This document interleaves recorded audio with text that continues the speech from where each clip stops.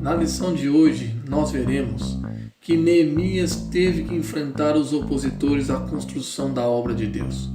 Bem, verdade é que toda vez que um homem de Deus, uma mulher de Deus se levanta para trabalhar na seara do rei, é óbvio que o inimigo não se alegra e logo vai inventar ou vai levantar objeções para que o servo ou a serva desista. É baseado nessa história que nós vamos ver que Neemias, além de enfrentar a oposição dos samaritanos, coube a ele também a incumbência de animar o povo para reconstruir. Hoje, nos dias atuais em que vivemos, carecemos de obreiros como Neemias, que embora enfrente a batalha renhida, sabe quem confiar e sabe como fazer. A sua confiança está em Deus e o fazer é objetivo, o seu foco está no seu coração e ele jamais vai se desanimar por qualquer coisa. Baseado nisso, que nós vamos falar da nossa lição hoje, de número 9, como vencer as oposições à obra de Deus. Meu querido irmão, vem comigo, pegue papel, caneta, faça anotações. É muito importante você anotar as palavras, as curiosidades que nós vamos falar no meio dessa lição. E eu tenho certeza que Deus tem uma bênção especial para você. Vem comigo e vamos descobrir como Neemias enfrentou a oposição e reanimou o povo pela palavra de Deus.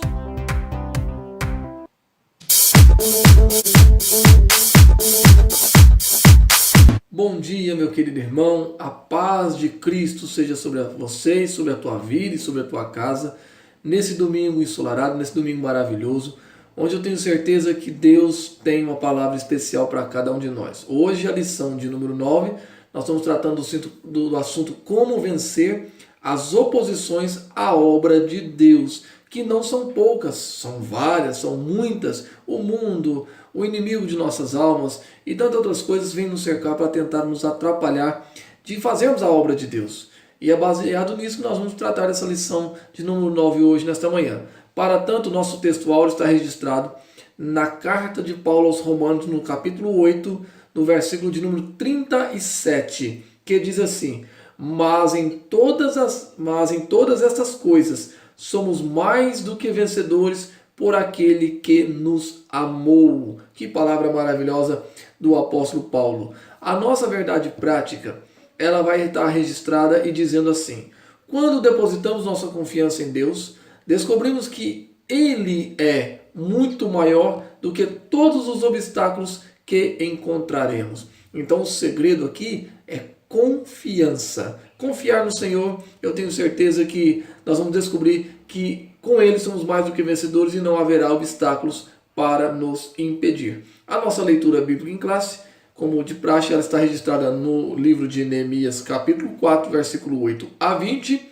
e também primeira carta do apóstolo João, 1 de João, capítulo 4, verso 4 e o capítulo 5, verso 5. Eu quero ler com vocês apenas a primeira carta de João, tá bom? Nós vamos ler aqui para reduzir por causa do nosso tempo. Então nós vamos reduzir aqui fazendo a leitura da carta do apóstolo João. 1 de João, capítulo 4, verso 4 e depois o capítulo 5, verso 5.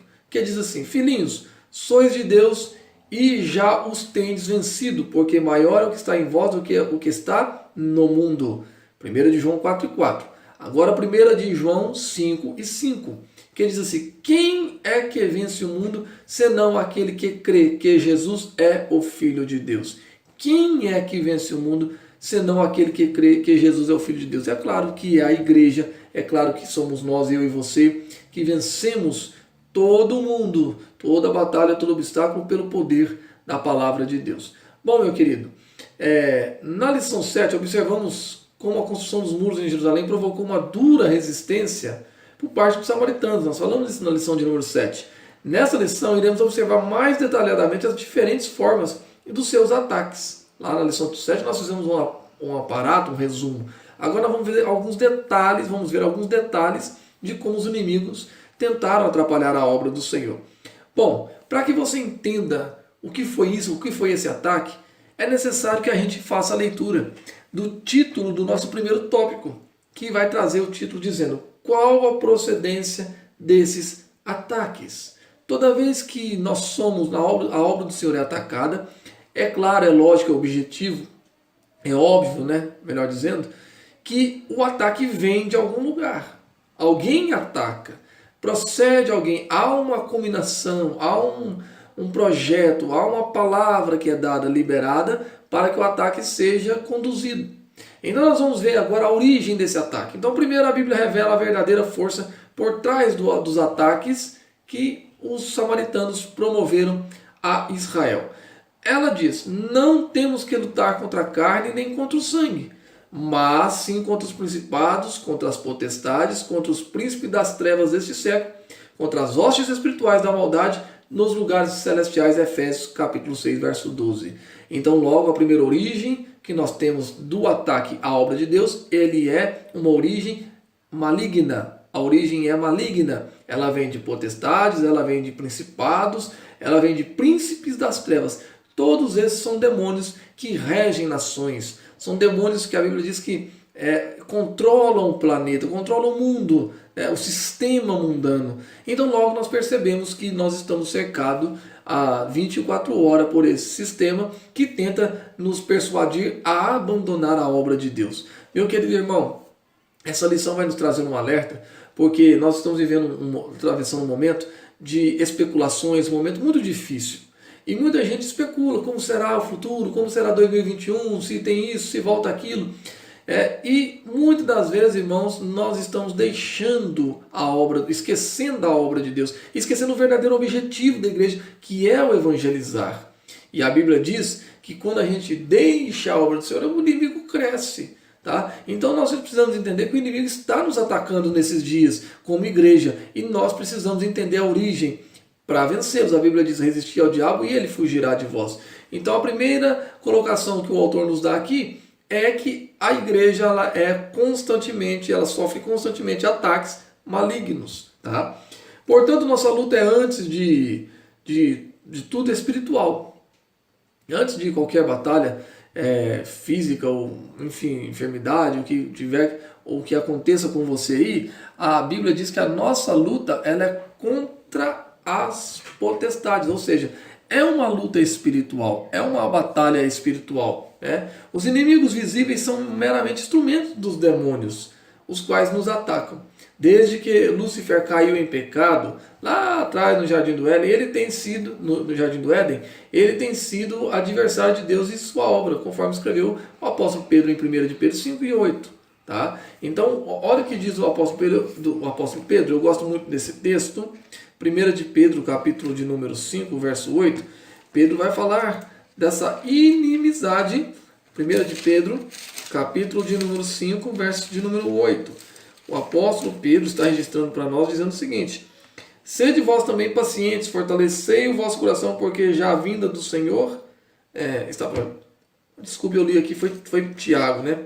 1 de Pedro 5, 8. Sede sóbrios, vigiai, porque o diabo, vosso adversário, anda em derredor, bramando como um leão, buscando a quem possa tragar. Então o diabo, ele é o inimigo da obra de Deus. O diabo não está feliz quando a obra de Deus vai bem. O diabo quer destruir a obra de Deus. E para isso ele vai atacar as famílias, ele vai atacar a liderança, ele vai atacar quem estiver na frente.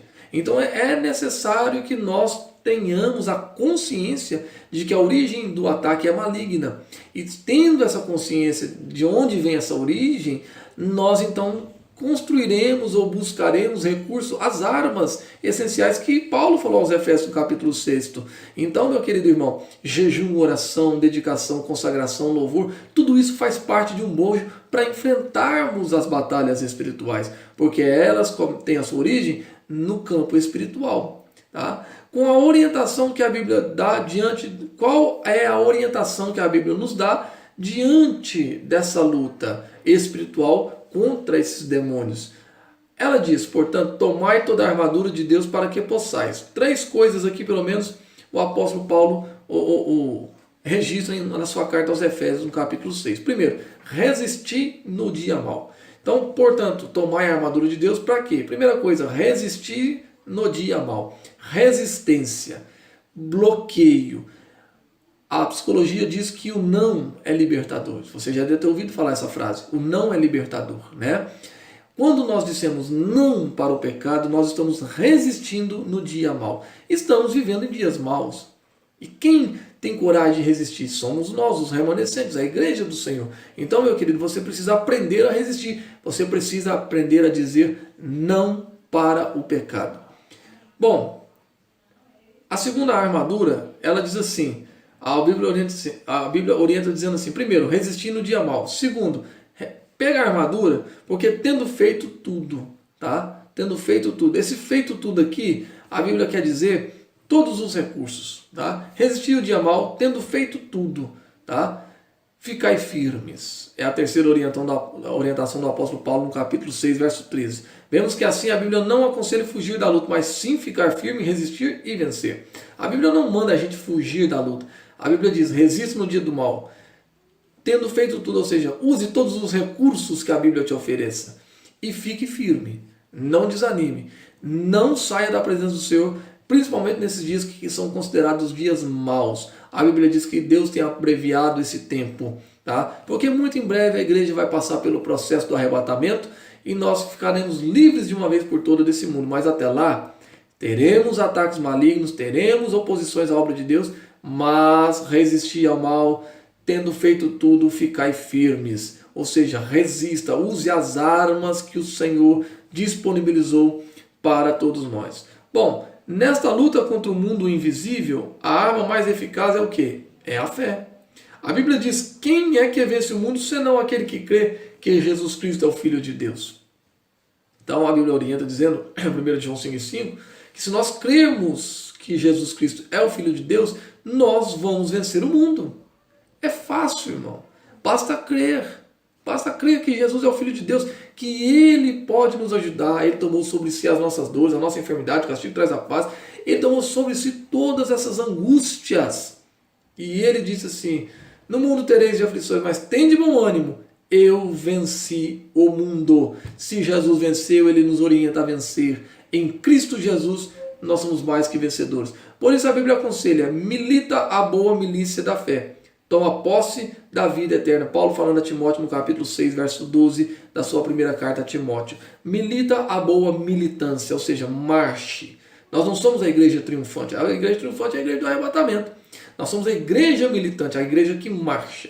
A palavra bem-aventurado, ela significa feliz é aquele. No hebraico mais, na sua raiz, ela diz assim, feliz é aquele que marcha. Tá? No hebraico bem enraizado, ela diz assim, feliz é aquele que marcha. Então seja feliz na marcha para Jesus. Não é somente a marcha de rua, que nós conhecemos a marcha para Jesus, tradicional nas datas comemorativas anuais do município. Não, essa marcha, essa militância é uma militância com a disposição das armas de Efésios 6. É uma militância de resistência. É uma militância dizendo o seguinte, eu estou aqui, ó, eu estou aqui e eu sou resistente.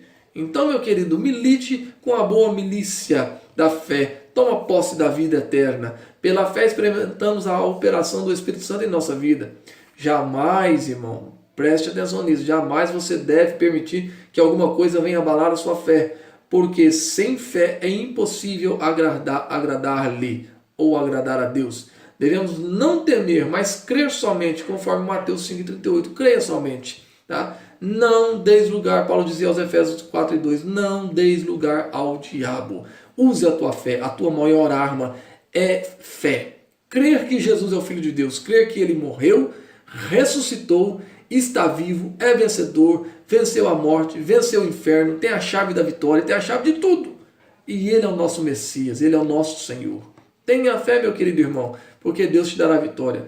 Bom, nós temos ainda no ponto 1 aqui a quarta sugestão. Nesta luta as armas devem ser espirituais. Claro que nós não vamos pegar a arma e estar dando tiro para todo lado. E essa não é a arma do cristão. A arma do cristão ela é espiritual. Só as armas espirituais atingem e alcançam os reais inimigos, os demônios. Tá? As armas carnais só nos prejudicam, pois muitas das vezes levam-nos a dar lugar ao próprio inimigo.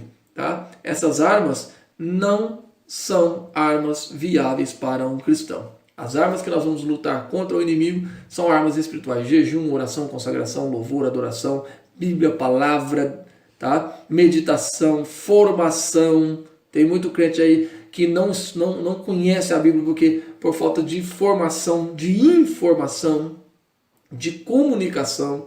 Então, meu querido, conheça a Bíblia. Se eu tenho vontade de conhecer a Bíblia, vem para a escola dominical. Mas eu quero conhecer mais profundo, vamos para o IBAT, fazer curso de teologia. Mas conheça a Bíblia, porque ela, meu querido, ela é a arma da nossa boa militância. Está aqui, a nossa arma espiritual.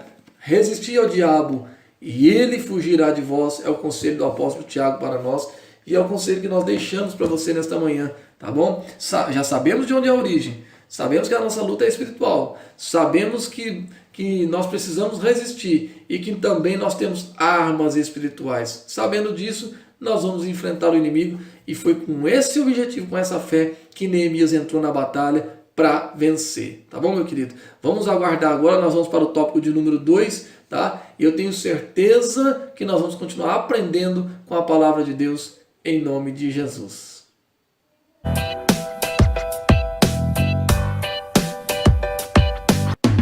Muito bem, meu querido irmão. Nós estamos chegando aqui ao nosso tópico de número 2, que traz o título: O inimigo procura atingir a nossa fé. Vemos no tópico 1 de onde que parte a origem do ataque, nós vemos as armas que nós precisamos ter. Agora nós vamos ver algumas armas que o inimigo usa contra nós. E a primeira dela é o desprezo. O inimigo ataca com a arma do desprezo. Diziam para Neemias o seguinte: que fazem esses fracos judeus? Os inimigos, os opositores, os samaritanos chegavam e diziam assim: olha, escuta, Neemias, o que fazem esses fracos judeus? É o desprezo. Neemias 4:2. De fato, em nós mesmos somos fracos. Mas o apóstolo Paulo disse o seguinte: quando estou fraco, então sou forte. Ele escreveu isso ao 2 de Coríntios 12, verso 9 e 10. Quando o crente é tentado a se comparar com o inimigo, está em perigo. Foi essa tentação que derrubou Israel. Quando os 10 espias disseram: não podemos subir contra aquele povo porque é mais forte do que nós. Tá? E os israelitas recusaram a subir, recusaram se dar ouvidos à mensagem de fé transmitida por Caleb, que dizia: certamente prevalecemos contra ela, o Senhor é conosco, não o temais. Lá naquele episódio de Números capítulo 14, quando os espias, enviado por Moisés a Cades Barneia, né, enviado para espiar a terra, vem o relatório negativo, o povo estremeceu. O povo estremeceu. Por quê? Porque os 10 espias trouxeram a notícia dizendo o seguinte: olha, a terra mana leite e mel, mas quem mora nela lá é gigante, e nós nunca vamos prevalecer contra eles. Meu querido irmão, toda vez que o inimigo quer te atacar, ele vem com a arma do desprezo. Ele vai te fazer sentir cabeça baixa, sentir um fracassado, sentir uma pessoa ninguém. Tá? Uma pessoa ninguém, um X ninguém. Ele vai fazer você sentir-se assim. E é interessante nós não entrarmos nesse jogo do inimigo. O inimigo sempre tentou desprezar Israel, e Israel, querendo usar a mesma arma do inimigo, queria se igualar às nações. Então vem os filisteus e diz: Israel, vocês são fracos, nós somos fortes porque nós temos os nossos deuses. Israel querendo batalhar, mostrar-se igual aos filisteus, então pegava os deuses dos filisteus e dizia: agora nós temos os seus deuses, também nós somos fortes. Engano, engodo, desprezo. O diabo usou isso contra Israel, vai usar contra você, usa contra nós. E nós precisamos ficar atento, tá? Então a primeira arma que o diabo usa é a arma do desprezo. Mas não se sinta desprezado, meu querido. Há um Deus que te assiste no céu. Há um Deus que te ama. Há um Deus que fala para você, o mesmo que ele falou para Daniel: homem muito amado no céu. Você é amado no céu, você é especial. O céu está torcendo por você, o céu não te despreza. A segunda arma que o inimigo usa, né, para nos atacar é o escárnio. Tá? Ele fala disso em Neemias capítulo 4, versos 3 e 4, também lá em Jeremias 27 você vai achar isso, e no Salmo 79, verso 4, eu quero ler para você esse salmo que nós vamos achar, o Salmo 79, o verso 4, nós vamos ver como é que o inimigo usa o escárnio. Salmo 79, no versículo 4, meu querido, pega a sua Bíblia aí, vamos ler junto, e que diz assim: estamos feitos o opróbrio dos nossos vizinhos, e o escárnio e a zombaria dos que estão à roda de nós. Então o inimigo, ele usa o escárnio, ele usa a zombaria para desprezar você. Trata-se de uma arma que os inimigos da obra de Deus têm usado em todos os tempos, o escárnio. Quando os servos de Deus sofrem escárnio, são tentados a ficarem desanimados. Isso ocorre muito na escola, no dia a dia, no trabalho. Alguém zomba, olha lá o pastorzinho, olha lá a pastorzinha, olha lá o crentinho, tudo com diminutivo. Uma roda de amigos tentam zombar da sua fé, tentam zombar porque você é cristão, porque você se diz evangélico, eles tentam zombar de você. Isso é escárnio, isso é a arma do diabo para que você se sinta desanimado. Todavia, devemos lembrar que isso é o que os fiéis sempre tiveram que suportar. Desde a antiguidade, Hebreus 11:36 falava disso. Tá? O Salmo 35:15 falava disso. Nem mesmo Jesus escapou do escárnio. Está lá em Mateus 20:19. Nem ele escapou do escárnio. Ele foi escarnecido. Zombaram. Se tu és rei de Israel, desce aí, salva a ti mesmo e a nós. Até a placa que Pilatos colocou lá, eles queriam escarnecer, dizendo, não coloque, Pilatos, que ele é rei dos judeus, mas coloque sim o que ele dizia, eu sou o rei dos judeus. Então, até o sacerdote queria escarnecer de Jesus, palavra difícil, escarnecer de Jesus. Tá? Ele disse, se chamaram Beelzebul ao pai de família, quanto mais aos seus domésticos. Tá? Se chamarão Beelzebul ao pai de família, quanto mais aos seus domésticos. Tá? Isto faz parte da cruz que devemos aceitar quando seguimos a Jesus, o escárnio. Essa é a segunda arma que o diabo usa. A primeira, o desprezo, e a segunda arma, o escárnio, tá? A zombaria. E isso, irmão, você deve aprender a lidar com isso. O cristão não pode se abalar com essa arma. O cristão precisa dominar isso, aprender a lidar com essa situação. Não é agredindo com palavras, não é implicando a religião do outro, não é fazendo essas coisas que você vai conseguir se livrar disso, não. Muito pelo contrário, se você conhece, se você estudou a palavra de Deus, se você tem conhecimento, sabedoria da palavra de Deus, e isso é fácil de adquirir, é você ler a Bíblia constantemente, diariamente, fazer um programinha aí, sequencial para você ler a Bíblia numa sequência, tá? Ou estudar uma teologia, uma escola dominical, o culto da terça-feira, você for praticando tudo isso aí, você vai ter facilidade para sair fora disso sem agressões verbais. Tá? O problema é que quando alguém agride o outro com agressões verbais, aí a coisa complica, fica feia. Mas quando você tem conhecimento, pelo conhecimento você abaixa a poeira, você derruba esses opositores, esses escarnecedores no chão. Tá? Bom, o inimigo chama a nossa atenção para a imensidade da tarefa. Irmão, é claro que o inimigo vai usar de todos os golpes mais baixos que ele puder. Você sonhou com o tamanho da obra de Deus, uma construção enorme. Então ele vai te chamar a atenção para a imensidade da tarefa. Não, essa tarefa é muito grande, você não vai conseguir. Você é fraco, você é um fraco judeu, você não vai dar conta disso. Vivificaram dos montões de pó as pedras que foram queimadas. Olha o que os inimigos estão dizendo para os judeus em Neemias 4:2. Vivificaram dos montões de pó as pedras que foram queimadas, ou seja, está cheio de pedra no muro aí, vocês vão ressuscitar isso? É isso aí que vocês vão usar? É isso aí? Vocês têm certeza que essa pedra queimada que Nabucodonosor queimou, que vocês vão reutilizar para construir o templo? Estão vivificando os montões, os monturos? Moisés, ao olhar para a dimensão da tarefa para a qual Deus o chamava, recusou-se a ir. Quando, porém, Moisés meditou na palavra de Deus, que Deus iria com ele e que Deus seria como com a sua boca, Moisés se animou e viu as montanhas tornando-se em campinas. Então Moisés olha, tem um grande monte para ele atravessar, tem que ir para o Egito enfrentar Faraó, tem que brigar, tem que falar, tem que, defender, correndo o risco de um desprezo do povo. E desanimou, não, Deus, não é para mim não, isso aí é muito grande, eu sou pastor de ovelha pequena aqui, esse desafio não é para mim. Mas aí quando ele meditou na palavra de Deus, ele disse, não, Deus, eu aceito o desafio. Irmão, crente cristão não corre da peleja, aceita o desafio. Tá? Aceita o desafio. Deus tem te desafiado. Eu tenho certeza que o Espírito Santo tem colocado na sua mão muita obra boa. E aí você tem que fazer como Moisés, olhar para as montanhas e visualizar as campinas. Olha, ali tem uma montanha, mas eu não vejo a montanha, eu vejo algo produtivo ali. Tá? Isso também é chamado de gestão eclesiástica, gestão pastoral, enxergar aonde as pessoas não enxergam, ver potencial aonde o povo não vê potencial. Então, meu querido, a obra de Deus é isso. Nós não podemos correr, nós podemos temer, porque o inimigo vai mostrar a imensa tarefa para nós e vai tentar nos desanimar, mostrando o tamanho da tarefa que nós temos pela frente. Bom, o quarto ponto diz assim, o inimigo usa contra nós os boatos e as mentiras.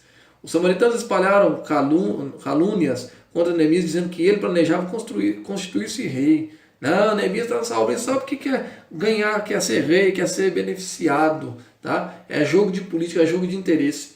Tudo isso para amedrontar os judeus e assim atingi-los em sua fé em Deus. Neemias respondeu: de tudo que dizes, coisa nenhuma sucedeu, mas tu no teu coração o inventas. Neemias rebateu Simão com a palavra de Deus. Ah, você está inventando aí. O seu coração está inventando isso, rapaz. Eu não tenho desejo de ser rei. Eu vim aqui para restaurar a obra de Deus. Eu vim para aqui para anunciar o evangelho. Meu querido, não tenha medo dos boatos, não tenha medo das mentiras, porque isso só atrapalha a obra de Deus. O apóstolo Paulo escreveu dizendo: tornando-nos recomendáveis em tudo, por honra e por desonra, por infâmia e por boa fama. Jesus aconselhou aqueles que sofrerem acusações mentirosas e alegrarem-se, a exultarem e não atentarem para o que se fala deles. Então o próprio Jesus orientou: olha, você vai sofrer desavença, você vai sofrer mentiras, boatos, aí, calúnias, tá? E você não deve considerar isso. Segue o teu caminho, tá? Aperta o cinto, marra a sandália, pega a capa e segue o teu caminho, irmão. Ficar parando para ouvir boatos de mentiras. O inimigo é especialista em chegar e no nosso ouvido: mentira, disseram isso de você, porque o pastor falou isso, porque a irmã falou isso.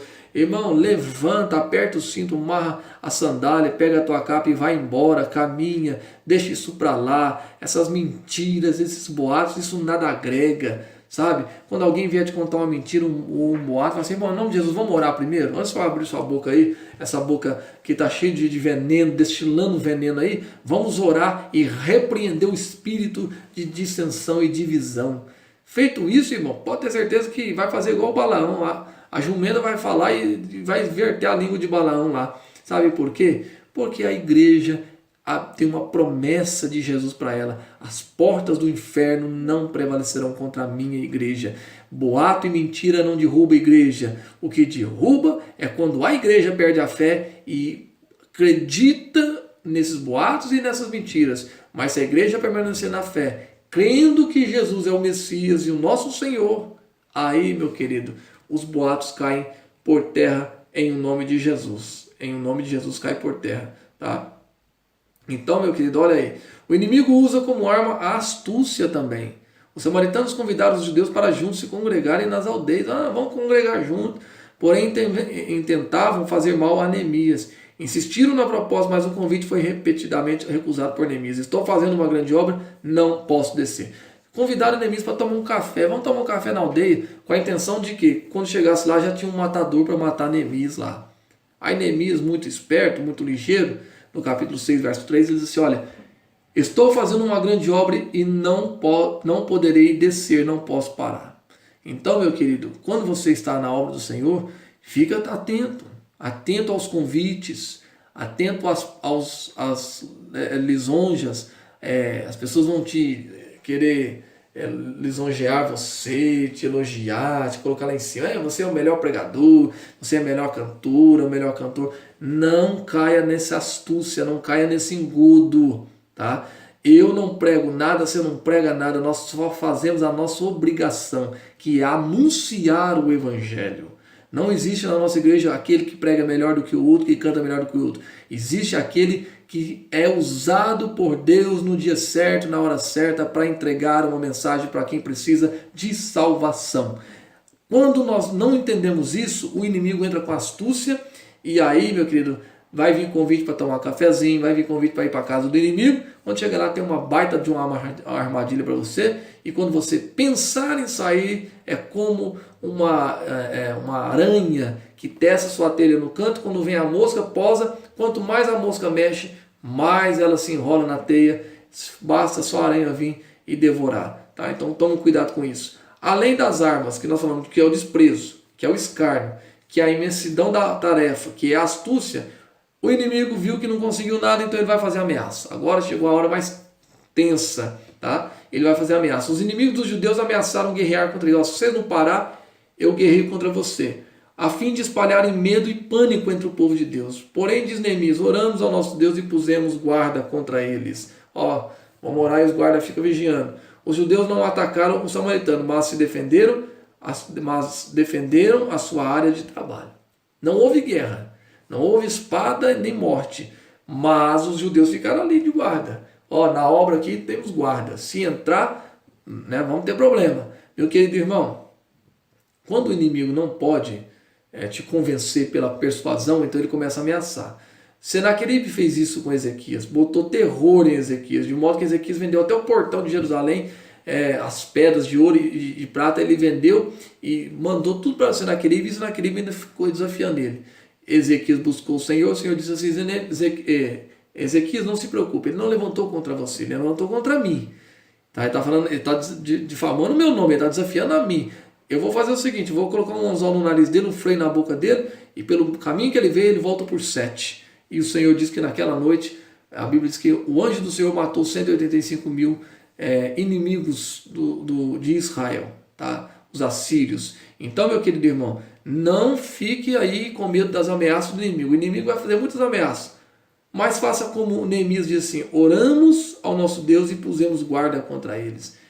Fique com o Salmo 127. Tá? Se o Senhor não edificar a casa, em vão vigia o sentinela. Se o Senhor não guardar a casa, em vão vigia os seus guardadores. Então, meu querido, seja esperto, fique atento e não se esmoreça com as ameaças do inimigo. Muito pelo contrário, o inimigo vai ameaçar, mas tenha fé, creia em Jesus, porque com ele você é mais do que um vencedor. Fica comigo, nós temos mais um tópico ainda, em nome de Jesus, vamos ao tópico 3. Eu tenho certeza que Deus tem uma palavra de vitória, mais uma vez, para cada um de nós, em nome de Jesus.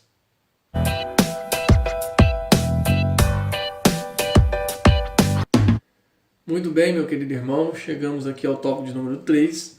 Lembrando que nós falamos no tópico de número 1 que o inimigo, as armas que o inimigo usa. No tópico 2 nós vimos aí, ou melhor, no tópico 1 nós aprendemos a origem da ameaça, né? No tópico 2 nós vimos aí as armas que o inimigo usa, o escárnio, a zombaria, a astúcia, tá? As ameaças, enfim. E agora no tópico 3 nós vamos ver qual o segredo da vitória de Neemias e dos judeus, tá bom? Nós vamos descobrir isso agora em nome de Jesus. Então vamos lá, meu querido. Os judeus venceram porque tinham certeza de que estavam na vontade de Deus. Então o primeiro segredo foi isso, é entender que o que você está fazendo na obra de Deus você está no centro da vontade de Deus. Quando nós estamos no centro da vontade de Deus, então logo nós temos a boa mão de Deus conosco. Já dizia Esdras e Neemias sobre esse assunto. Tá? Neemias disse aos seus inimigos, o Deus dos céus é o que nos fará prosperar. Neemias 2:20. Tá? Neemias sabia que o Senhor o havia enviado para Jerusalém e que pelejava contra eles. Tá? Esta certeza nos guarda de precipitações e de falarmos palavras impensadas. Podemos assim governar o nosso espírito. Provérbios 16:32. Então quando você tem a certeza de que você está no centro da vontade de Deus, logo é subentendido, tá? Você vai subentender que você não precisa usar precipitações, você não precisa agir de precipitações. Tá? O maior erro das pessoas é quando são atacadas, ameaçadas, escarnecidas, recebem zombarias do inimigo, já querem precipitar e atacar. Não, nós não estamos, a nossa briga não é contra a carne nem contra o sangue, é principados, potestades, príncipe das trevas nos lugares celestes. Então, meu querido, você precisa entender o seguinte, não haja com precipitação, não fale palavras impensadas contra o teu inimigo.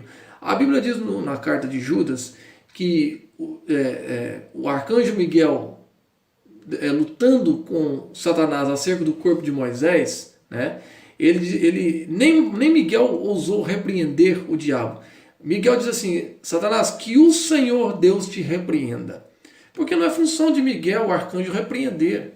Não é função dele. A função dele é lutar. Então ele diz assim, olha, Satanás, que o Senhor te repreenda. Então, meu querido, não fique aí achando que você tem que usar palavras impensadas. Não, o cristão não usa palavras impensadas. O cristão usa o Espírito Santo. O cristão usa os dons espirituais, o fruto do Espírito. Tá? E assim, se você agir dessa forma, você vai poder aprender a governar o seu espírito e vai vencer os seus inimigos pelo testemunho. Bom, o segundo ponto que nós falamos aqui, o primeiro é entender que estamos na vontade de Deus, o segundo ponto é que eles venceram pela oração. Neemias era homem de oração, com frequência, lê-se sobre o que Neemias orava. Olha a oração de Neemias, meu querido irmão. Ouve, ó nosso Deus. Lembra-te de mim para o bem. Lembra-te de meu Deus. Lembra-te, meu Deus, de Tobias e Sambalate. Então ele sempre orava em favor dos seus inimigos. Ó Deus, tá vendo aí? Lembra-te de Tobias e Sambalate. Ele não pedia para Deus fazer o mal contra eles. Ele só dizia, Senhor, lembra deles, veja o que eles estão fazendo. E aí Deus ia tomar a sua decisão, o seu veredito do que fazer com Tobias e Sambalate. O importante, meu querido, é que eles estavam orando. Lá no livro de Êxodo, no capítulo 8, verso 23, Neemias escreveu, falando, e Êxodo escreveu sobre isso, ele diz assim, olha, nós, porém, jejuamos e Deus ouviu para nos atender. Nós estamos jejuando, oramos e jejuamos e o Senhor prontificou-se a nos atender. Aquele que ora coloca a sua dificuldade diante do Senhor, que quer e pode resolvê-la. O Senhor quer e pode resolvê-la. O mesmo Deus que nos exortou a orar também prometeu responder às nossas orações. Então a primeira arma aí que você precisa entender que os judeus fizeram foi vencer através da oração. Devemos também orar, conforme Paulo escreveu a 1 Tessalonicenses 5,17, diz assim, orai sem cessar. Olha, Jesus deixou-nos o mesmo ensino, falou-nos da necessidade da oração, usando para isso uma parábola em Lucas 18:1, tá? Paulo também exortou aos Efésios a perseverarem em oração e súplicas no Espírito, lá em Efésios 6:18, justamente no capítulo das armas espirituais, tá? Ele encerra dizendo, ó, permaneça em oração e súplica no Espírito. Aos Colossenses, Paulo escreveu, perseverar em oração. O que é então perseverança em oração, meu querido? Você pode perguntar, mas o que é isso? Perseverar em oração. Então, a primeira coisa que você precisa entender é que perseverar em oração é impedir que alguma coisa nos estorve a orar, encontrando-nos apenas na oração. Precisamos de uma espécie de autodisciplina ou de controle sobre nós próprios. Marta não dispunha tempo para ficar aos pés de Jesus, porque estava muito ocupada. Então, irmão, a primeira coisa que você precisa entender é você se programar, é você pegar o hábito. Quando começamos a orar, aparecem muitos obstáculos, sono, a canseira, um celular, um WhatsApp, enfim, parece tudo. Temos que ter vitória também em nossos pensamentos, porque o inimigo quer nos impedir de orar, fazendo-nos pensar em outras coisas. Você começa a pensar no dia de amanhã, em situações, tá? Então, quando você for orar, desliga tudo, irmão. Desliga a televisão, desliga o celular, desliga tudo. Fica você lá no teu quarto e ore em silêncio lá com Deus. Se desligue do mundo, tá? Se vier pensamentos, repreenda-os, porque o inimigo tenta a todo momento nos persuadir a não orar. Bom, sabendo disso que eles venceram, né? E nós precisamos aprender que nós não podemos criar obstáculo para a nossa oração, então também nós podemos agora persistir em orar, ainda que o diabo procure tornar pesada e difícil a oração. Bom, vamos falar da história de Daniel, dos 21 dias. Daniel orou 21 dias e veio a resposta. Então ele soube que a resposta demorara, porque o espírito maligno tinha impedido a resposta. A Bíblia diz que Daniel orou, a oração sobe imediatamente, na mesma hora Deus responde. Quando o anjo está trazendo a resposta, ele é cercado pelo príncipe da Pérsia. O diabo cercou ele, os demônios cercou o anjo, e ficou 21 dias naquela batalha. O Daniel ora, Deus ouve, ninguém dá resposta, ninguém dá um parecer, aí até que Deus dispõe de Miguel, o arcanjo Miguel, que batalha contra esse demônio e tira esse anjo da mão do demônio. E esse anjo corre para Daniel e fala, Daniel, olha aqui, eu trouxe a tua resposta. 21 dias depois, mas eu trouxe aqui, né? E não estou atrasado não, é porque alguém lá em cima atrapalhou. Então temos que ter vitória, irmão, tá? Temos que ter vitória, tá? E quando Daniel descobriu que a sua resposta havia sido impedida pelo espírito maligno, ele entendeu, tá? E com certeza ele continuou. Mas imagina se ele tivesse desistido da oração. 21 dias ele orou. Imagina se ele tivesse desistido na segunda, na terceira, que não veio a resposta. Então, meu irmão, seja persistente. Tá? Jesus mostrou a mesma verdade na parábola sobre a viúva de Lucas 18.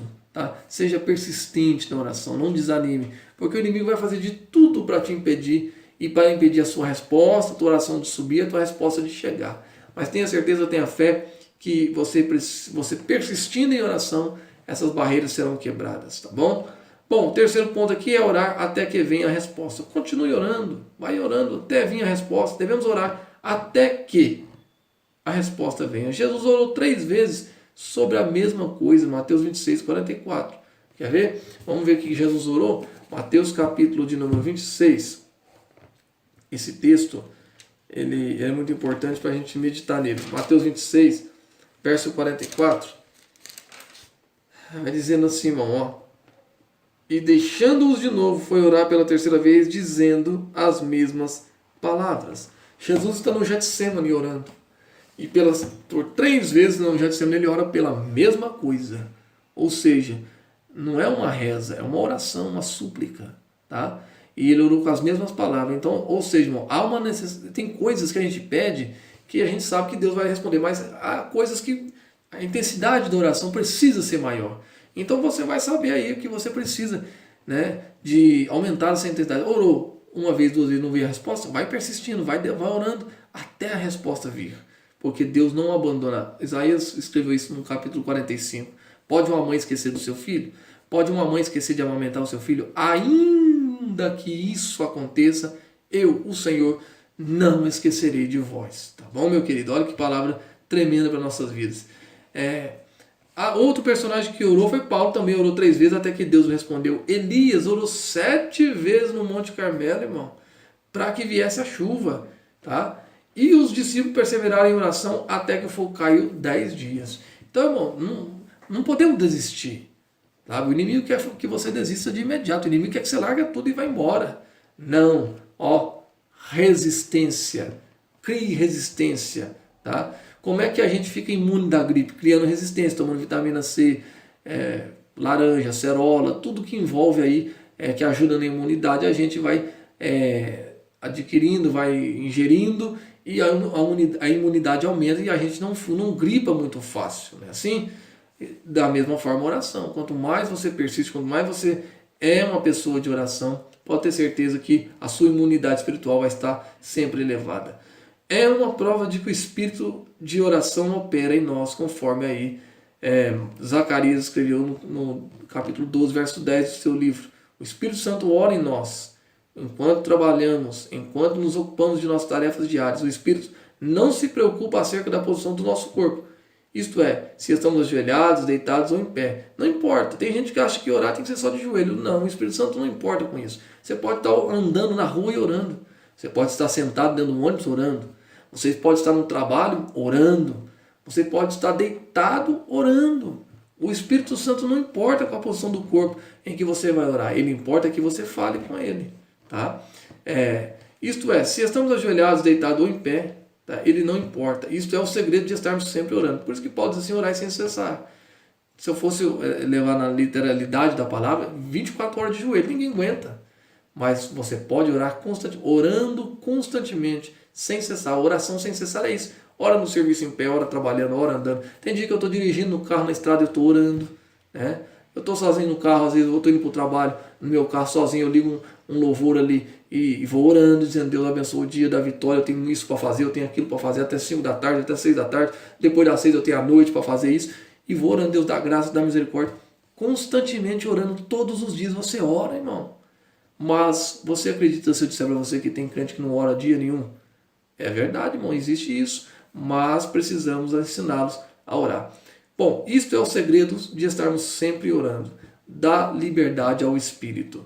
E Ele levar-te-á para essa gloriosa vida de oração. Aleluia, a vitória é nossa pelo sangue de Jesus.